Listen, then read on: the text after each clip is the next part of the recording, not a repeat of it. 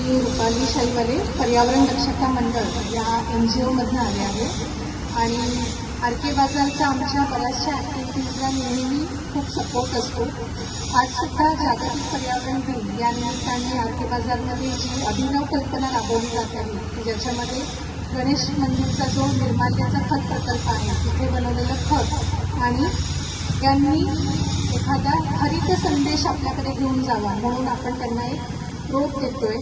जे कोणी आपल्याकडे कस्टमर्स येतील त्यांच्या मार्फत आपण एक हरित संदेश सगळ्यांपर्यंत जाईल याची आपण काळजी घेतो।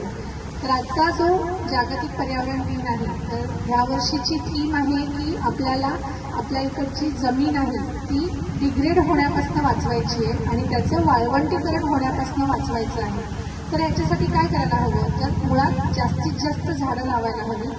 परिसरामध्ये आपल्या ऑलरेडी झाडं असतील तर त्या झाडांचं संवर्धन करायला हवं।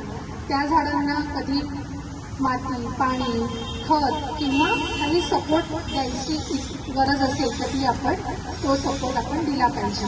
तर ह्या निमित्ताने आपण आज आता पाऊसही आला आहे आपल्या सगळ्यांच्या म्हणजे चांगलं हे आहे संदेश हा की जागतिक पर्यावरण दिनाच्या दिवशी पाऊस पडतोय तर आपण आजपासून झाडं लावायला सुरुवात करू शकतो।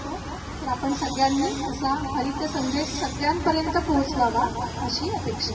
धन्यवाद।